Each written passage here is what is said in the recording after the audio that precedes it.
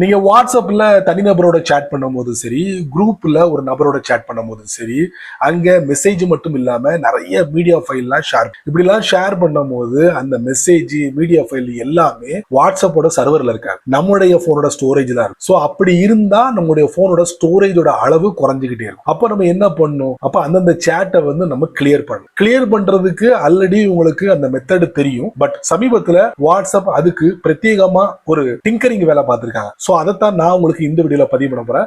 இப்படி பண்றதுனால என்ன பலன் அப்படின்னு பாத்தீங்கன்னா, உங்களுடைய போனோட ஸ்பேஸை அதிகப்படுத்தலாம், அந்த ஸ்பேஸ்ல வேற நல்ல விஷயங்களை வந்து சேவ் பண்ணி வைக்கலாம். சோ அந்த ஒரு காரணத்துக்காக தான் இந்த வீடியோட பதிவு. வாங்க தெரிஞ்சுக்கலாம். வாட்ஸ்அப் ஓபன் பண்ணுங்க. அதுக்கப்புறம் ஒரு சாட் கான்டாக்ட் ஓபன் பண்ணுங்க. டாப் ரைட்ல 3 டாட், அதுக்கப்புறம் மோர், கிளியர் சாட், கீழ இருந்து ஒரு சின்ன ஸ்கிரீன் ஓபன் ஆகும்.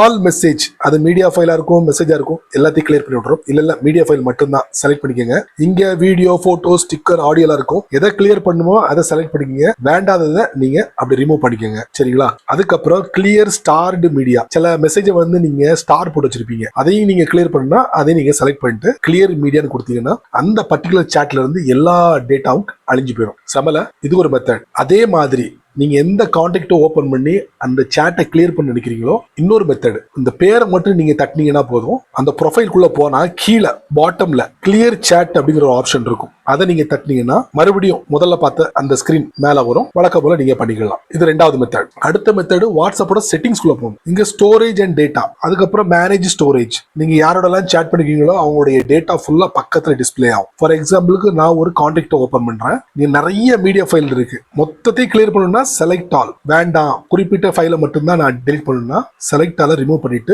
ஒவ்வொன்னா செலக்ட் பண்ணுங்க. 1 2 இன்க்ரீஸ் பண்ண லெஃப்ட்ல பாருங்க நம்பர் இன்க்ரீஸ் ஆகிட்டே இருக்கும். இப்படி செலக்ட் பண்ணும்போது அதுக்கப்புறம் டாப் ரைட்ல டெலிட் கொடுத்தீங்கன்னா அந்த பர்டிகுலர் மீடியா ஃபைல் மட்டும் டெலிட் ஆகும். இது வந்து உங்களுக்கு அந்த சேட்ல இருக்கக்கூடிய குறிப்பிட்ட ஃபைலை டெலிட் பண்றது, இல்லைன்னா மொத்தத்தையும் டெலிட் பண்ணிக்கலாம். அப்பப்போ இதை மட்டும் கொஞ்சம் கிளியர் பண்ணிக்கங்க. இந்த மாதிரி சின்ன சின்ன விஷயங்கள் நிறைய தெரிஞ்சுக்கணும் ஆசைப்பட்டீங்கன்னா வழக்கம் போல நம்ம சேனலை ஃபாலோ பண்ணுங்க.